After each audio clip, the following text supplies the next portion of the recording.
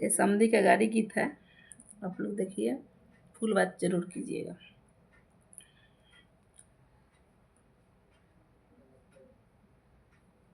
बनलाई जतिया बिगड़नी गजब कई दिहानी ये समाधि। बनलाई जतिया बिगड़नी गजब कई दिहानी ए समाधि।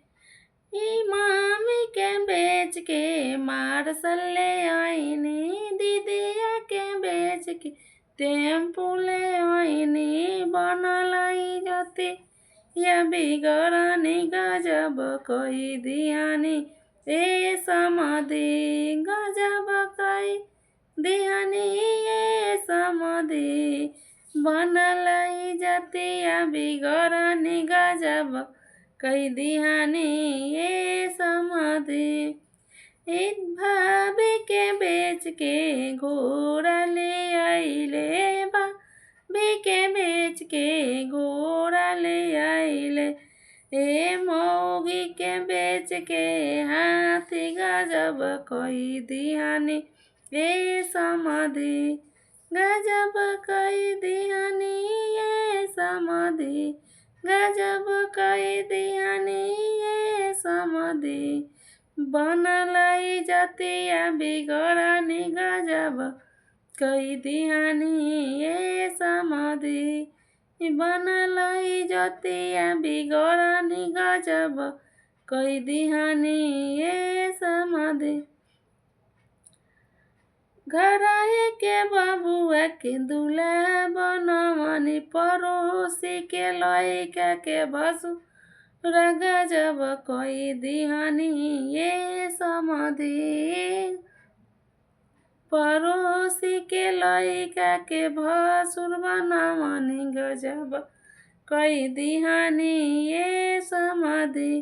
घरही के लइका के बरावा बनवनी, के लइका के दूल्हा बनवनी, पड़ोसी के लइका के भसुर गजब कई दिहानी ये समाधि। गजब कई दिहानी ये समाधि। गजब कई दिहानी ये समाधि।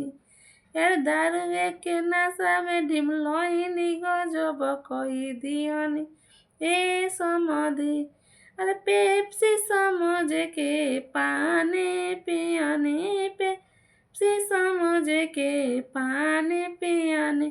ठंडा समझ के शरबत गजब कई दिहानी ए समाधि। ठंडा समझ के शरबत गजब, शरबत समझ के ठंडा गजब कई दिहानी ए समाधि। शरबत पिए के नशा में भइनी, पी के नशा में भइनी। फिर के मिलल बारे शरबत गजब कई दिहानी ए समाधि। गजब कई दिहानी ए समाधि।